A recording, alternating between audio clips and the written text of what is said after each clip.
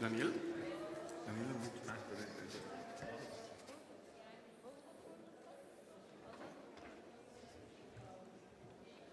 Bunu nasıl açıyoruz?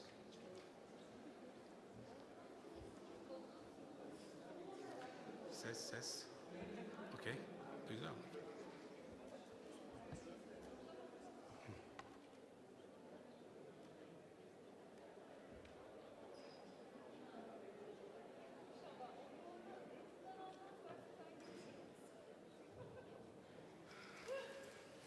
Tamam. Good afternoon, dear colleagues. Welcome to the second panel of embryology in this beautiful TSRM meeting.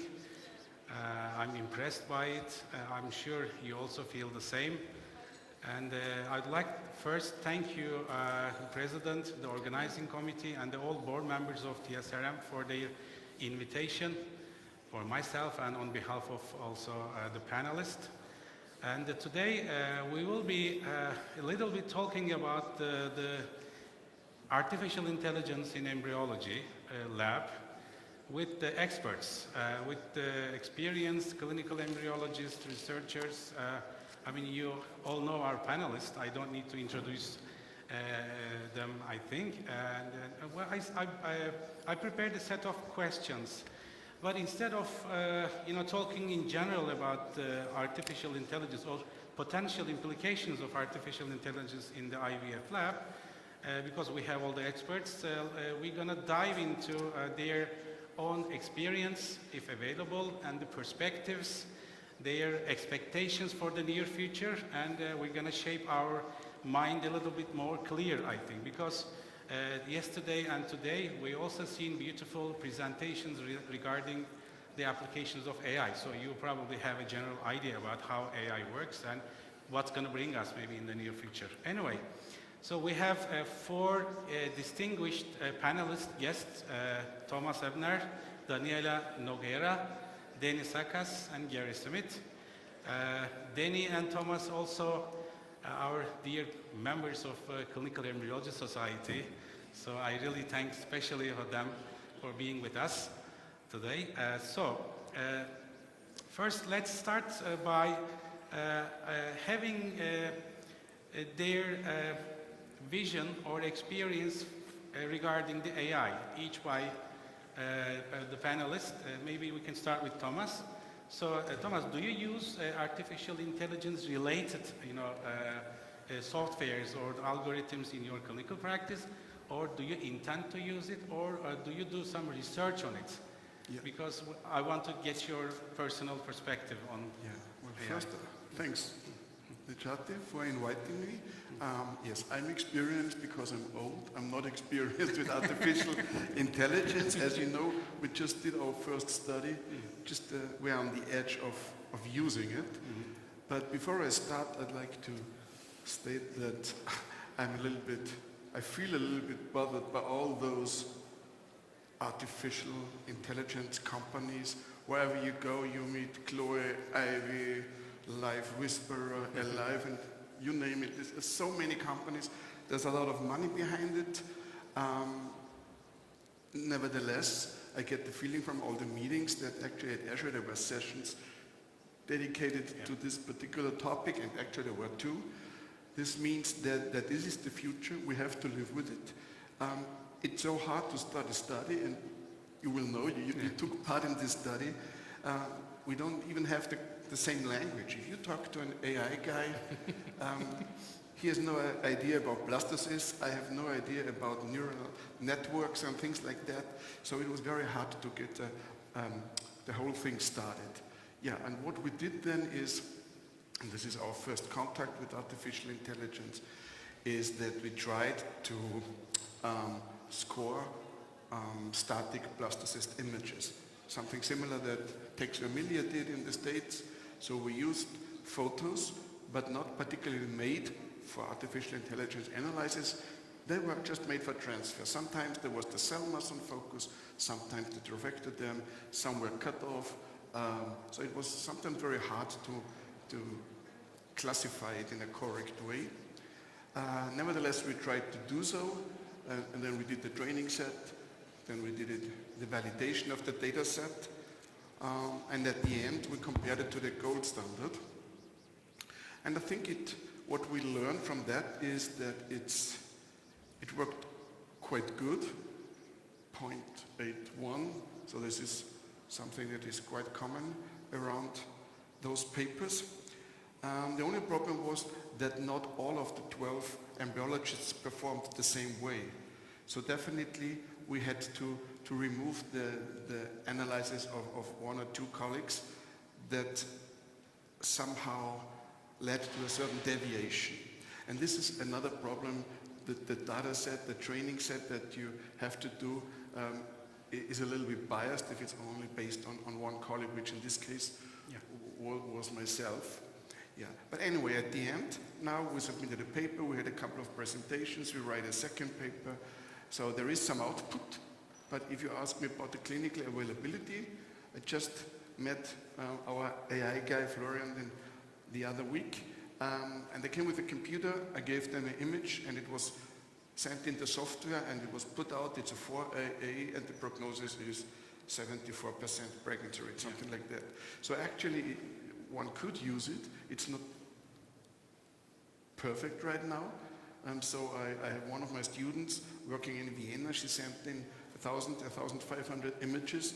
Now they're testing this software that we did to train together on a completely new data set with a completely new microscope, magnification, things like that.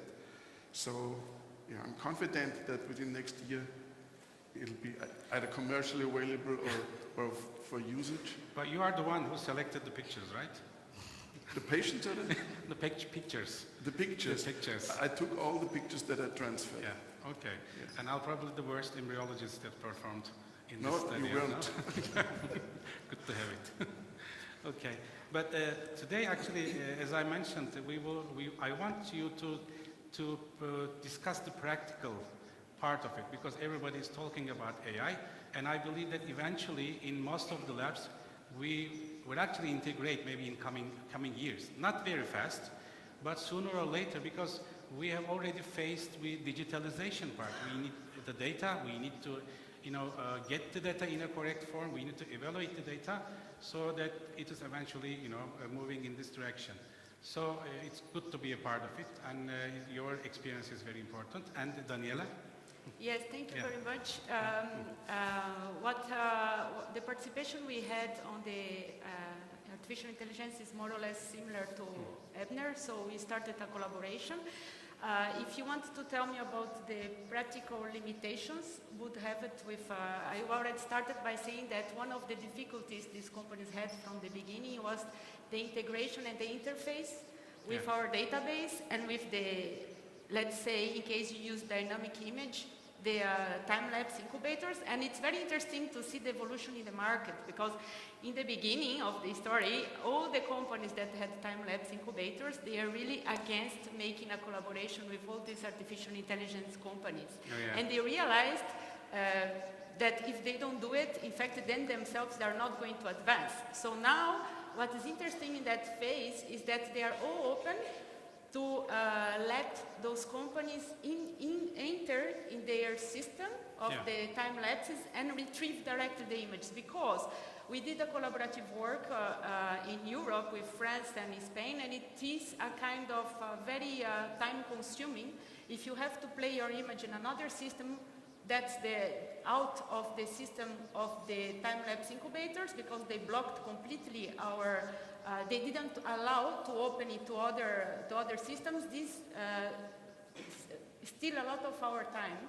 So now that these companies are opening to it, we are going to be able to advance faster, because these companies, they come to their system, informatics system in the computer, let's say like this, in their informatics, to retrieve the data, and you can just work as usually, and this data is going to be retrieved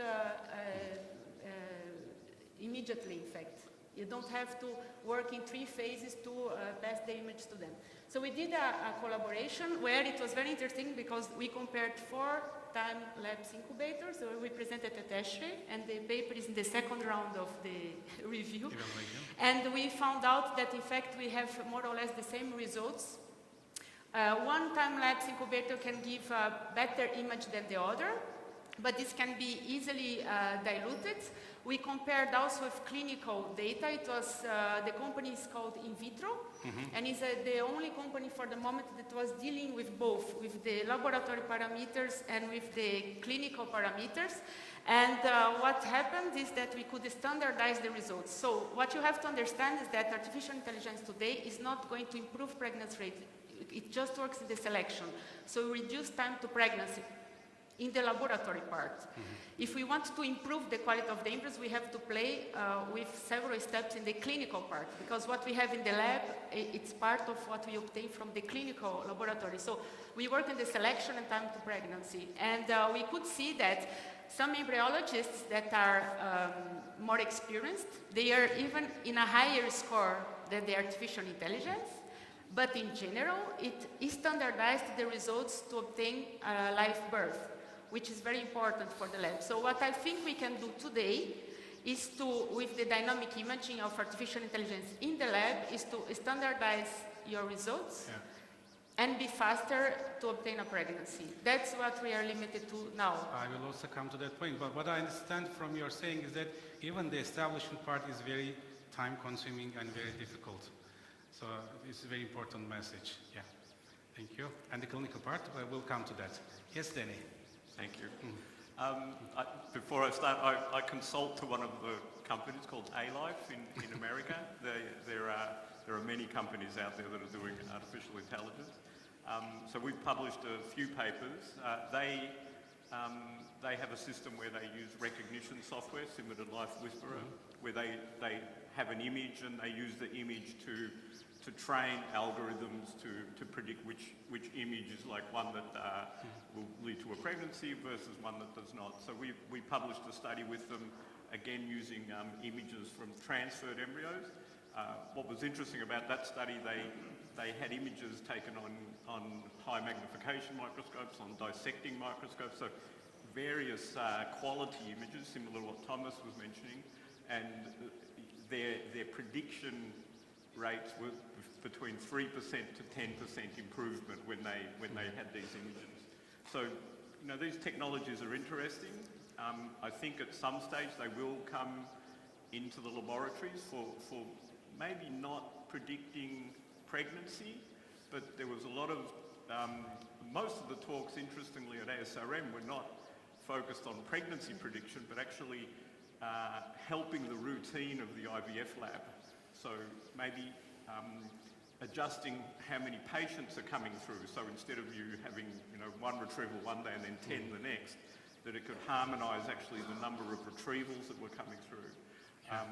There's also a lot of talk on key performance indicators for the laboratory. So the artificial intelligence may, you know, we get told, oh, we'll pick the best embryo, but actually it may actually be helpful in many other ways.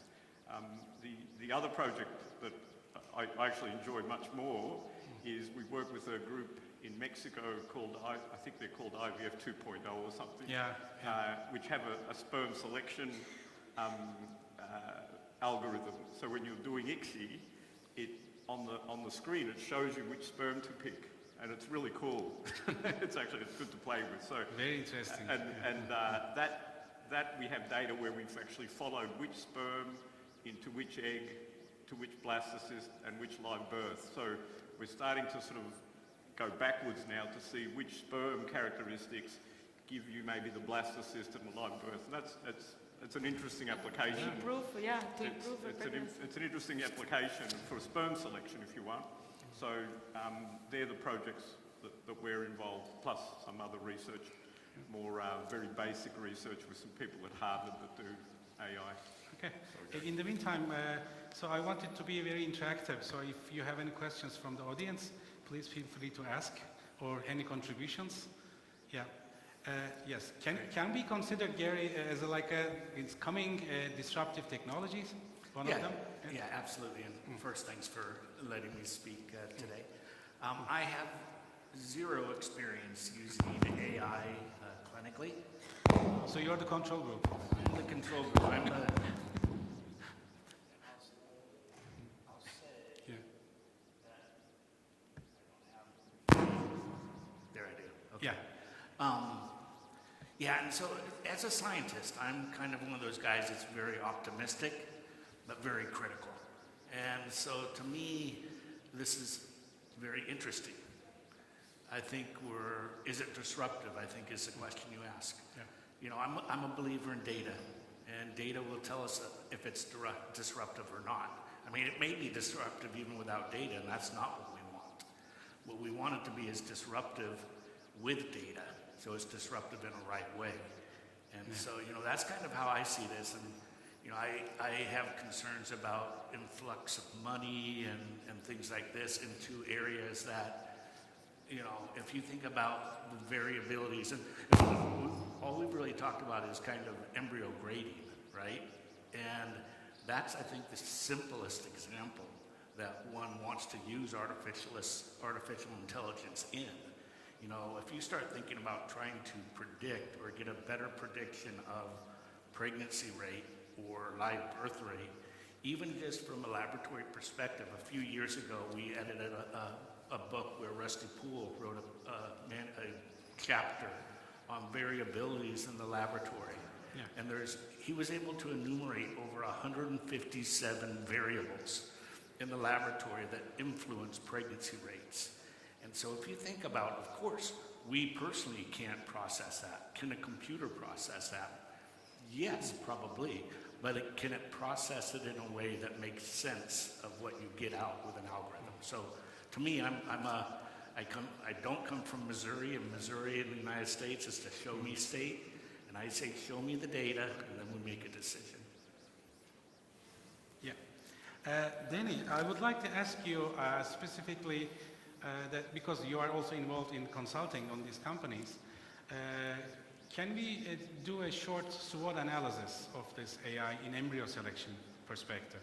So what is going to be its strength, you know, the weakness? So if we try to apply this technology in our lab for embryo selection. Yesterday we heard about a very beautiful talk from Dr. Kahraman about, you know, their experience on selection. But of course there are some threats and opportunities as well. So can we summarize it in a couple of sentences? I'll try to. Yeah. So one of the maybe weaknesses, or maybe it's a strength, is that not every laboratory has a time-lapse microscope.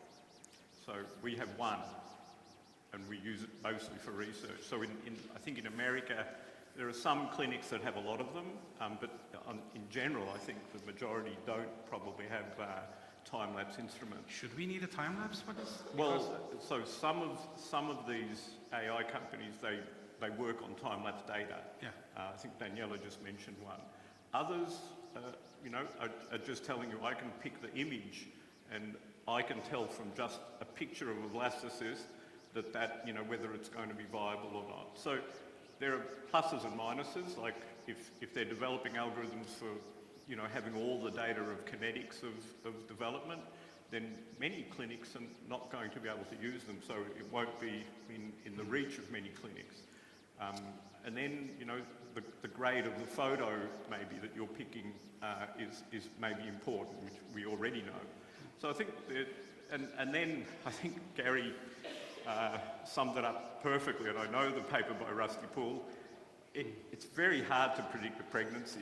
There are so many factors that lead to a pregnancy that, you know, we see even with you know, PGT, where we have a fairly good embryo selection criteria, we're not always 100% sure, so it's going to be even harder for an image recognition software to do that too. So I think that's going to be difficult for them.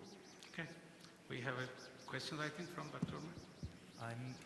I'm sorry if this question doesn't sound like I don't know anything about AI, but I'm not really into the data that much. But as a clinician, what I am curious about is what is the concordance between physician-picked embryo and an AI-picked embryo, blinded? This is what I would like to know, because eventually at the end of the day, when you are going to transfer all of the available blastocysts, for example, then the pregnancy rate will be the same. Yeah. Maybe time to pregnancy may be influenced. And the second question as a clinician, what I would like to what I would like to hear from the panelists is what is the concordance rate between an AI-picked embryo and the euploidy rate of that embryo? So these are the two questions that actually interest me before I make a significant amount of investment into a system like this. So I'll go ahead and take the second question real quick, if you don't mind. That's the issue of you're asking about concordance of PGTA results and embryo morphology, right? Yes, practically. Yeah. So, I mean, if you look at, and this is why, just because we have a new way of doing something doesn't, in my opinion, mean it's going to be better, okay? If today we look at the literature tells us morphologically, looking at an embryo at a blastocyst doesn't tell us anything necessarily about its euploidy state or aneuploidy state. So whether there are subtleties, and I think that's the difference, whether there are subtleties that machine learning or artificial intelligence will glean out of that is unknown. So that's why I'm saying, to me, the data, if you look at literature today, would not say that you can look at a morphology of a blastocyst and predict karyotype, euploid, aneuploid. Will a computer with hundreds of thousands of images be able to glean out something? It's never going to be black and white. It's going to be percentages. Yeah, that's true. Okay?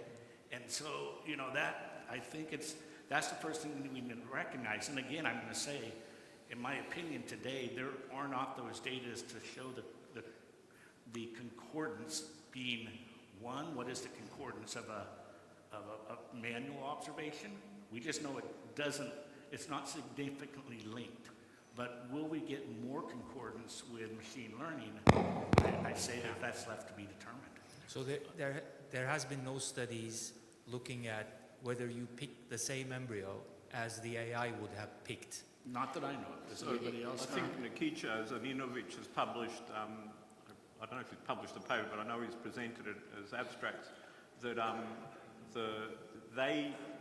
their area under the curve for predicting using AI plus what they call metadata, so AI plus age plus blastocyst morphology, so they group a whole lot of information together, plus the image. I think they get about 0.78 concordance with euploidy status, which is fairly good, but that's on a very trained set, so you know this is not being tested. But as far as I know, I haven't seen any studies that you're saying comparing AI versus an embryologist picking the best blastocyst.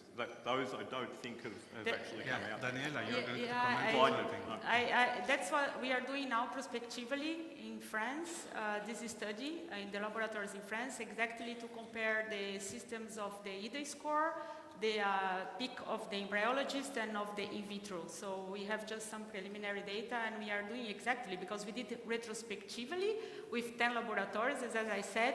You had a standardization, it increased, there was a variation of 20% of the choice of the embryo among the embryologists, and the system picked 64% of accuracy, while some embryologists picked 70%, but most of them 50%.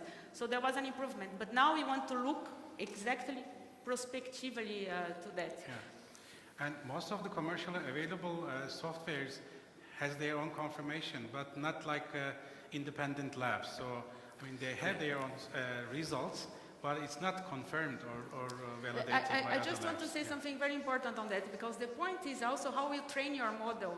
I think that's one of doing the soft score test, or whatever, classification. I think one of the limitations is that how you train your model, because if you take a laboratory that picks your embryo by PGTA, or a laboratory that has very low pregnancy rate, and you are training always thinking about the prediction of pregnancy, it's also important to, first of all, do your training the model in your routine.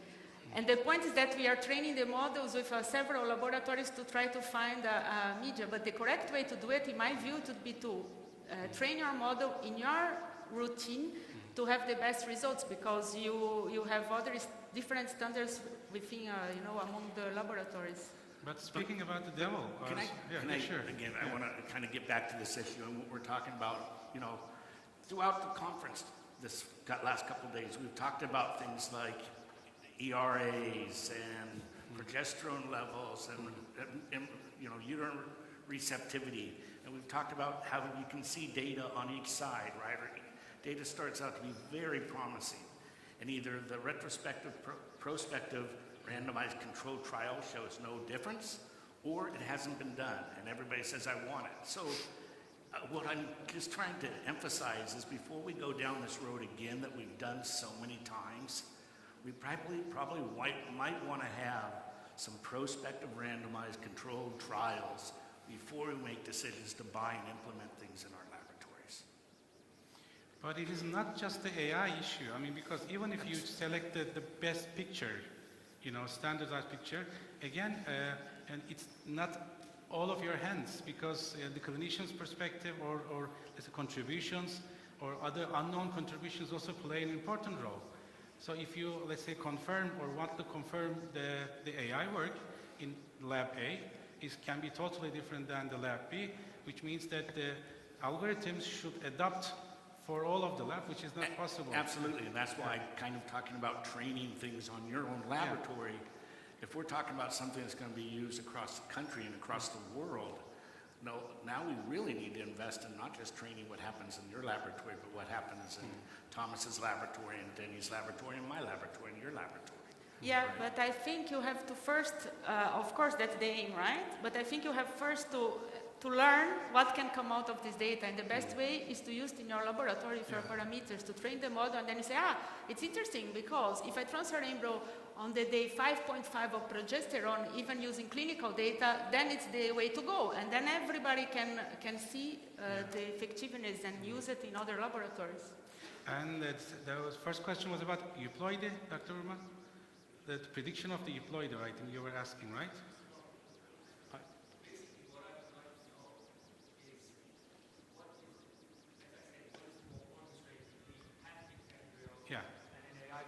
So let's say your embryologist in the lab looked at the microscope and said, this is the embryo to be transferred. And how many times the AI picks a different embryo for transfer? Because eventually at the end of the day, it's not going to change the cumulative pregnancy. It will maybe change the time to reach pregnancy. The same arguments for PGTA, right? But I think also, I mean, that's the perfect question, right? Is you have that non-selective study, if you will, where you say, okay, now we let the computer pick, and now we let Thomas pick, and we see who gets the better pregnancy rate. I'm afraid we're not there yet today. Because most of the training, even the training sets, are done on transferred embryos. It's not done on the cohort. So most of the studies that we're seeing or coming out are on retrospective images of embryos that have been transferred. So, it's not looking at the full cohort. It's not doing what you're saying.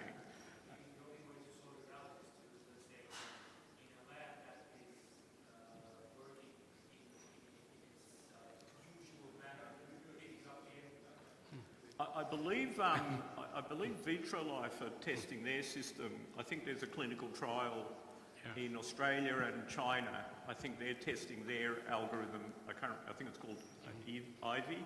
I was going to say Evie, but it's not that. I think it's called Ivy. So I know there is a clinical trial doing... Very strong negative prediction. Yeah. With Ivy. The best study would be let the AI pick, let the physician pick, transfer the embryos, see what happens. The pregnancy rates. That may be a little bit more difficult to do. The other study would be pick as you would have always done, but based on morphology and based on your trained embryologist, and then see whether AI would have picked a different embryo. That's what this we are would be doing easier. Now. Yeah, that's what we are doing now. Maybe we are also focusing on the wrong question, because going to the final stage of embryo selection for transfer, wouldn't be good to predict blastulation, for example, from the day 1 or day 2. I think it would be more beneficial for the clinical decision-making process, right? Yeah, and I think, we've focused in on morphology because that's kind of what I would think is the simplest thing for us to focus on. But like I said, in reality, at the end of the day, it's not just about morphology, right? Morphology is not what makes or breaks a pregnancy.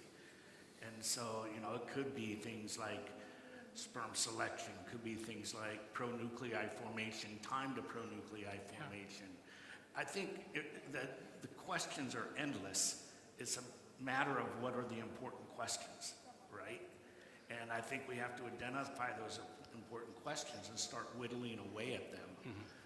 But, you know, I think overall, yeah, at the end of the day, one would want to have this algorithm that doesn't just look into embryo morphology, but many of these different aspects and many of the different variabilities, but you're going to have to, that's not something that's going to be short. It's going to take a lot of time because I would also say, everything in the laboratory is not weighted equally, right? So over time, you're going to have to figure out what different factors are weighted in different ways if you're going to come up with an algorithm that's going to be predictive of a pregnancy, not just on morphology, but on, and you know, the other great thing, it's not laboratory perspective. I mean, I review a lot of grants and things like this on AI and that, and some of the beauty is the idea of, as you said, is being able to integrate clinical data with laboratory data and figure out what are things that are correlated or have concordance, right? And that we don't do today whatsoever. So. Yeah. And Thomas, I would like to get your opinion about this early embryo prediction for the blastulation. Actually, it has a clinical value, but I want to come back what Daniela said. The whole thing stands and falls with the quality of the data set training. And what the problem that we had is if you have a data set and you take transferred embryos, pictures of transferred embryos, you would usually not transfer a CC embryo if another one is available. So it's always one category within the whole data set that is completely underrepresented, meaning that the system learns according to what you teach it, but it's not a perfect way. So it would be much better, what will it say, that you need the whole range of things on a daily work, and then you can have those classifications in the standardized way. And I'm pretty sure it's possible at zygote stage, it has been published.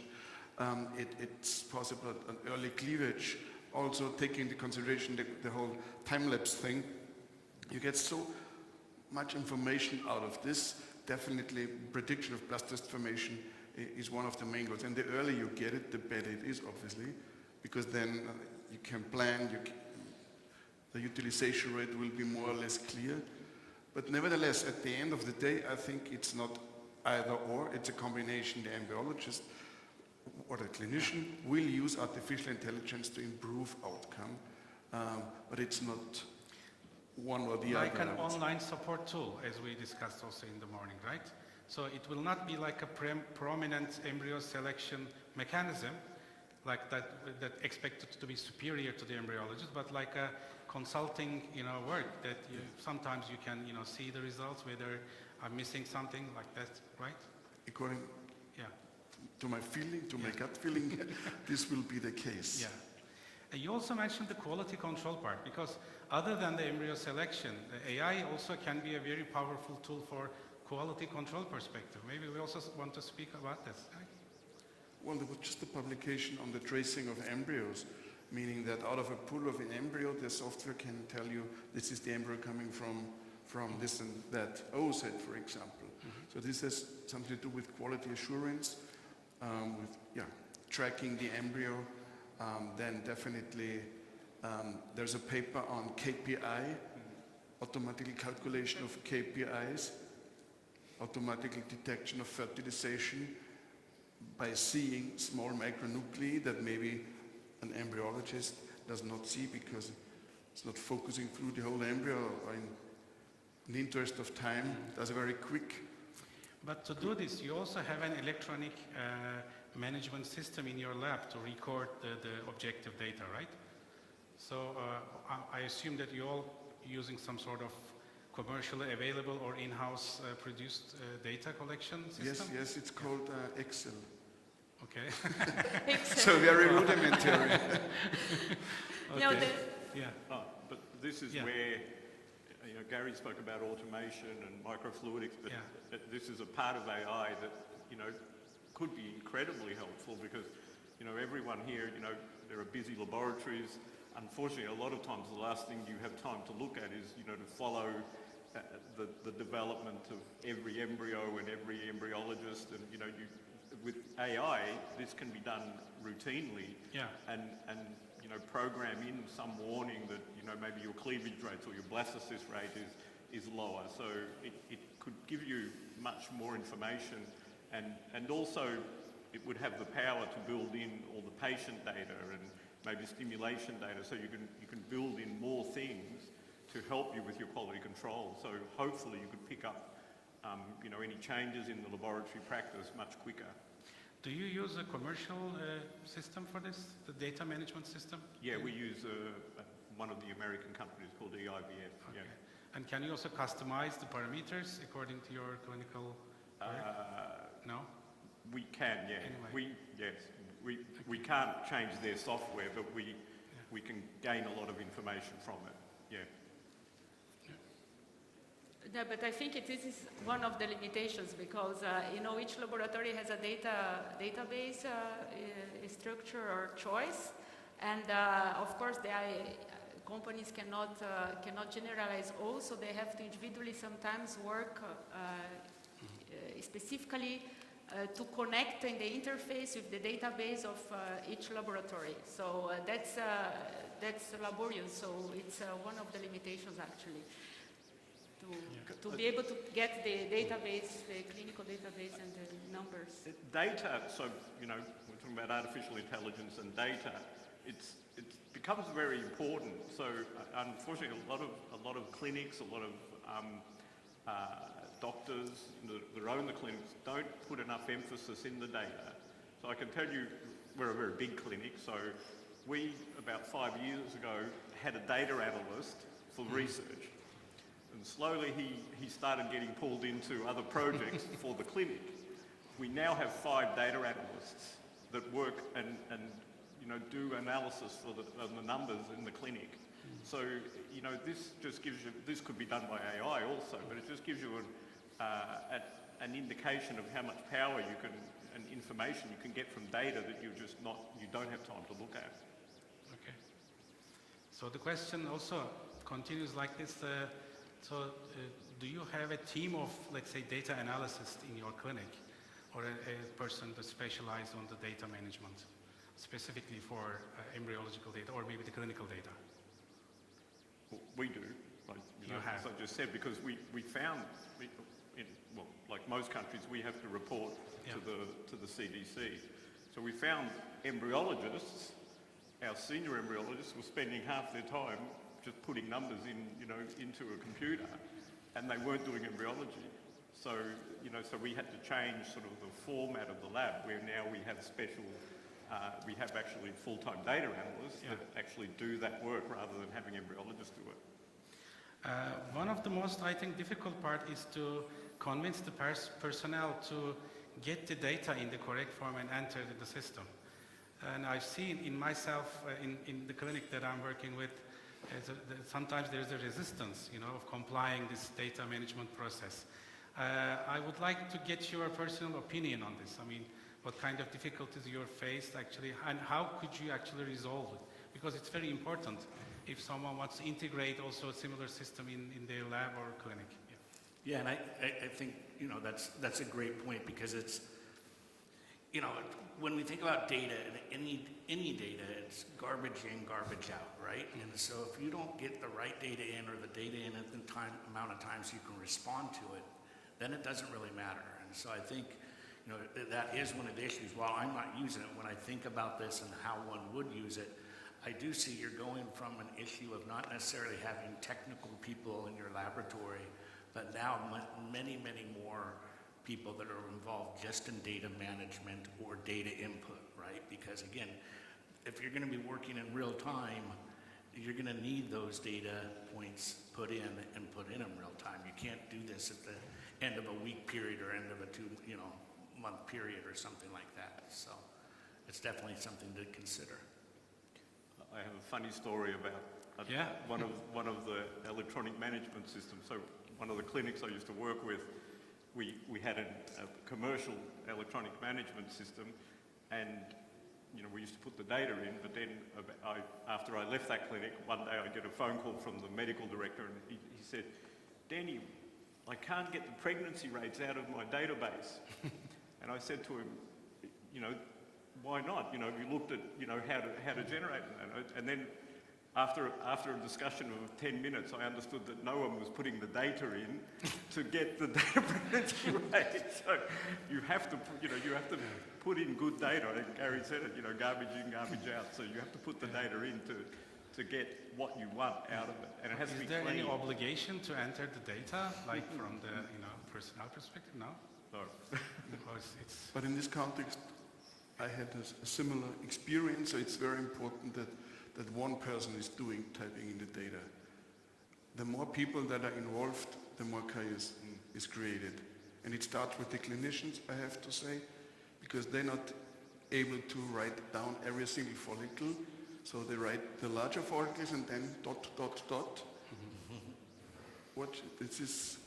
They have to be trained, we have to be trained, but if there's only one person being responsible typing in all the data, then the data loss is dramatically reduced, and the quality of the data set is much better. And how about you, Daniela? For me, for the laboratory part, the best way is the real-time data enter. So we developed some system with tablets that instead of having a sheet in the lab, you just enter immediately your data. But that's not done in all the laboratories because also the interface we have to work. And so we also have a team in art fertility clinics who verifies the data, who enters the data, and who afterwards, when we do studies, we verify that all database is correct and all the mistakes in their database, this team is there to correct it. So, and I agree with Thomas that the most difficult guys are the clinicians actually. So we have to educate this team because we often get mistakes from, which is understandable, no, because they are in the consultation, so I understand. But it's true that it's the most difficult guys. But for the lab, I think the best is the immediate, the real-time data enter, actually. I think that can solve a lot of issues. So, we start with AI as an embryo selection tool, quality control tool.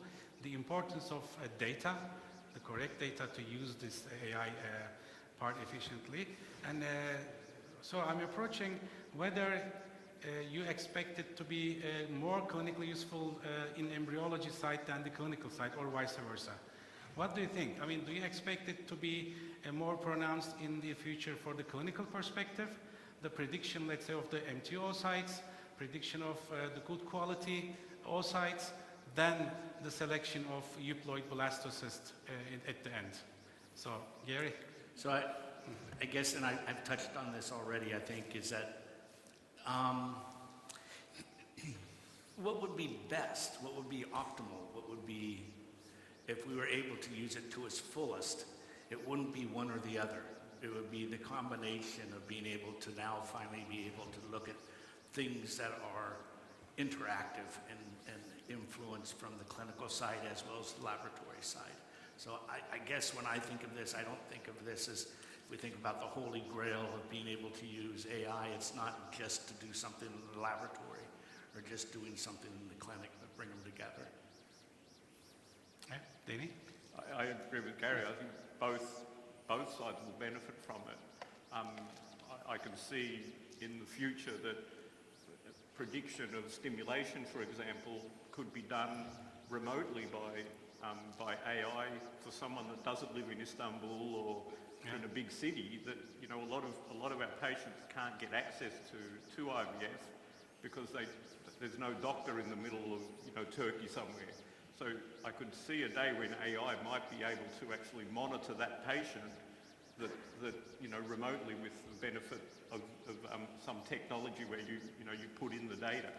So I think it'll benefit in both parts, the laboratory and clinical. I mentioned before how you could actually, even for busy laboratories or laboratories that maybe still work in sort of series, that AI can actually help in actually monitoring which patients are coming through and time them maybe a little bit better than we do currently. It can also maybe standardize the clinical part, like doctors. Probably, yeah. Like the one that we heard this morning With about readers, FSH dosing, maybe also integrated with stimulation protocol, and maybe And there are already triggering, quite a few papers published on that using AI for predicting, you know, not just FSH doses, but you know, adjusting the timing of stimulation also. Good. Thomas, do you have any comments on this? Yeah, my final comment is that I think that investment will only be made in case that there's clinical relevance, because the money is with the doctors or with the owners of the clinic, and if there is no clinical relevance or no benefit for the patient at the end, then they rather not go for such a software. But I think also there is, and this will be maybe the next step, the perfect mode within the lab. Yeah, this is maybe, it has more application, more potential applications, I think, in the lab. But at the end, the patient has to have the benefit. Sure. Time to pregnancy is a good example. The last paper just impressed in ABIM Online said that using artificial intelligence, a reduction of time to birth is 12%. 12%. Which is actually a figure one can deal with. Yeah. And it's just the beginning. You Yes, know? using Maybe, blastocyst images, by the way. And I mean, when we talk about embryo selection by AI, you want to comment something? Okay. I'm sorry, just about this clinician thing. I'm a clinician, so if you want to convince me to invest in this, I haven't been convinced as of yet. To tell you the truth. So somebody has to show me the data, why I should invest in this. And I don't think that data is available at the moment. So at the moment. Somebody has to show me that AI picks a better embryo than Başak. Until that data is available, I don't think I will invest in this. But I'm afraid that as everything prior to AI, like the ERA test, metabolomics, and all of that, it's quickly becoming commercialized prior to its effectiveness being proven by good studies. So that is the problem. That's the problem of all of the IVF actually circles. So we need to spend some time to convince you. I have experience in exactly what you're saying, because we did all the metabolomics. So, many years ago we did the metabolomics. So, you know, in the end, to run a trial, a clinical trial, is also extremely expensive, and that's why we don't see many trials. Even PGT, you know, which has been around for so long. You know, I can count not even on one hand how many randomised trials have been done. But, you know, unfortunately it's come into mainstream. ERA was the same. Unfortunately our business is very quick to do that, and sadly we'll probably do the same with AI, I think, until, you know, someone realises that it just isn't helping. I was saying that when we talk about embryo selection by AI, we always think about blastocyst. But there are also a lot of studies now going on about the prediction of oocyte morphology to the outcome. Like if you look at the oocyte morphology by some deep learning mechanisms, you can predict the fertilization potential. Maybe the survival of oocytes after warming, vitrification, something like that. So it's not just the blastocyst selection. Maybe the prediction of blastocyst is going to become more pronounced, or selection or prediction of the fertilization may be a little bit better tool, maybe in between. But to convince the clinician, of course, we should work harder, that's for sure. But I want to point out something, that it is not something eventually at the end that you take the technology and implement in the lab within, let's say, a month or 2 months. Because if you want to use anything related with AI, you have to invest in the data management and the collection of good quality data. And it is not something that you train your embryologists to do the biopsy or to culture the embryos. It's going to take huge amount of time.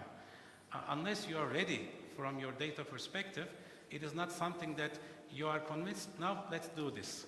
So I want to point out this transition that you may need to apply artificial intelligence in the clinic. Yeah, so I would like to get your final comments because we are running out of time. Sure. So, yeah. So, thank you for your statement. I think you're right on. And I hope from what we've said, believe me, I want this to work. I think it would be amazing. I think somebody who loves working with developing new technologies and things like that we have, I see this as having benefit. It's a matter of us knowing how to use it for that benefit and having that shown to us, right?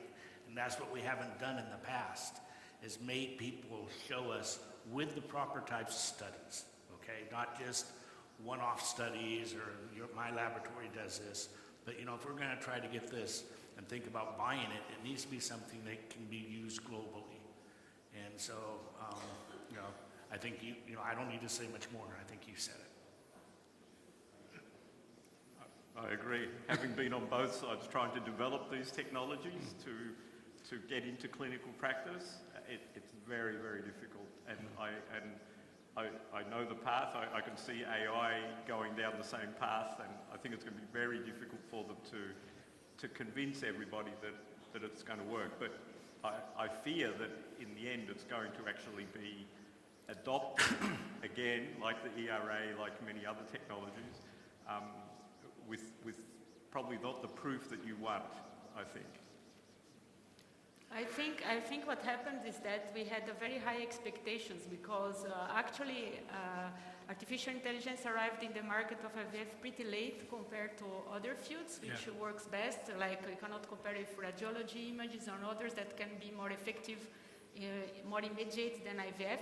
So we kind of get a little bit disappointed, and he's completely right. The problem is money, and all these companies have to run after funders to pay their team. Give an example, in vitro started with 2 people, now they have 20, because you don't have just to work in the data, you have one person to do the deep learning, you have another person to work in the interface, on the collection of data, on the interaction with the clinic, so you need money. Now, I'm very optimistic about it, and I think it's one of the technologies who came to stay. I also think that for the moment, there is no enough data to say what is best, but I think also we could kind of understand that they could help in other ways, like save time to doctors. It's also something important. And I think the dream, it would be really like a mission impossible kind of thing, that you have a patient comes to your clinic and you work in bits to improve the results. Because as Denny said, this is very nice. I mean, not just to predict the blastocyst, but if we work in pets, which sperm should, if you want to improve the pregnancy, then you have to work in the quality of the gametes. I mean, it would be nice if a patient comes to the clinic, this etiology, this BMI, etc., which treatment I have to give to her to obtain how many eggs, these eggs, in which culture I would put them, which sperm I would choose, which kind of technology I have to give at the end, the increase in the pregnancy rate, of course. For the moment, it's selection.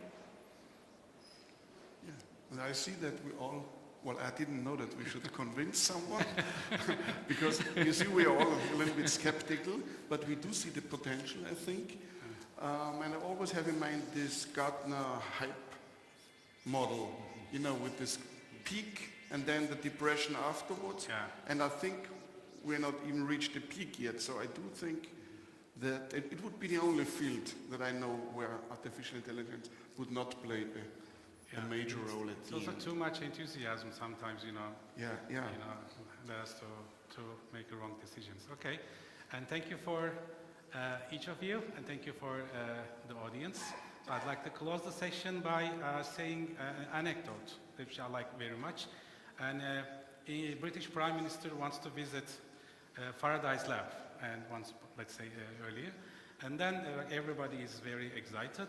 Faraday was very excited, and after he enters the lab, the British Prime Minister, And Faraday started to explain his inventions about electricity, magnetisms, you know, as any scientist, you know, with very enthusiastic way. But after an hour, Prime Minister couldn't stand more and thinking, okay, I mean, what is it for? I mean, what can we get out of it? And Faraday slowly says that one day you're going to get tax out of these inventions, and now we are paying a tax for the electricity. So we need to translate the message very clearly and objectively. So I believe that AI has a bright future, but we should be very careful about investing it either too much money, too much enthusiasm, but just to, I think, follow the facts and the results, as Dr. Urman also pointed out. We need to convince each other to work it better. Thank you very much for everybody.